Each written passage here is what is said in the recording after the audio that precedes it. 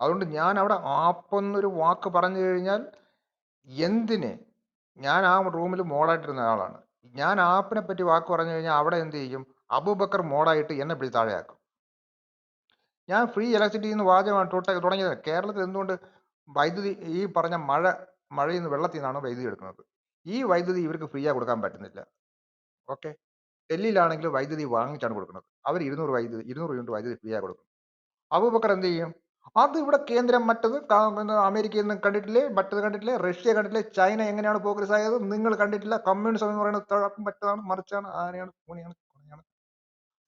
ഞാൻ 200 യൂണിറ്റ് വൈദ്യുതി ഫ്രീ ആക്കുന്ന കാര്യമില്ല. അവർ ചോദിക്കുന്നതിന് വർത്താനം പറയുന്നതിനിടയിൽ ഇടപെടുന്നു. കൃഷ്ണ താഴെ ഇറങ്ങി, കൃഷ്ണ താഴെ ഇറക്കി. അത് അരമണിക്കൂർ പ്രഭാഷണം. ഇലക്ട്രിസിറ്റി വാട്ടർ സപ്ലൈ സമയത്ത് ഇവര് സംഘികളെ കാര്യമായിട്ട് പറഞ്ഞിട്ടുണ്ട്, ജനങ്ങളെ ഫ്രീ ആയിട്ട് കൊടുത്ത് പഠിപ്പിക്കരുത് എന്നാണ് പറഞ്ഞത്. അത് രാജ്യത്തിന്റെ പ്രൊഡക്ടിവിറ്റി ഇല്ലാതാക്കുന്നു.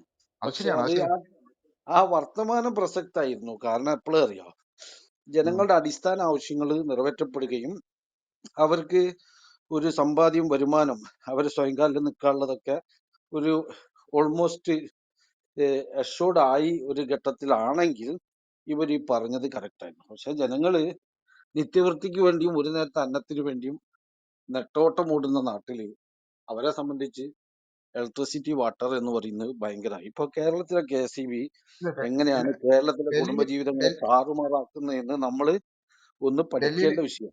ഡൽഹിയില് ഇത്തവണത്തെ 3ാമത്തെ സങ്കല്പത്രം, അതായത് 3ാമത്തെ മാനിഫെസ്റ്റോ ആണ് ഡൽഹിയിൽ ഇപ്പൊ ഇലക്ഷന് വേണ്ടി ഇറക്കിയത്. അതില് 300 യൂണിറ്റ് വൈദ്യുതി ഫ്രീ ആയിട്ടാണ് ഇപ്പം എന്താ പറയുക അമിത്ഷാ ഇന്ന് പ്രഖ്യാപിച്ചിട്ട് പോയിരുന്നത്. 300 യൂണിറ്റ്, 200 യൂണിറ്റ് ആപ്പ് കൊടുക്കുന്നുള്ളൂ. 300 യൂണിറ്റ് ആപ്പ് പെണ്ണുങ്ങൾക്ക് വേണ്ടിയിട്ട് 2200 ആണെങ്കിൽ ഇവർ 2500 രൂപ.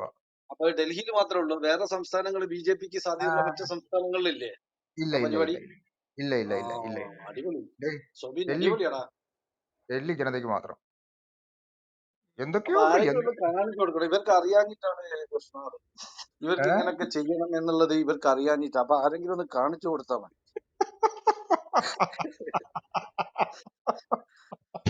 ഇവർക്ക് അറിയില്ലായിരുന്നു അതൊക്കെ അങ്ങനെ വേണം എന്നുള്ളത്. എങ്ങനെ ഭരിക്കണം എന്ന് അറിയില്ല, അതാണ് പ്രശ്നം.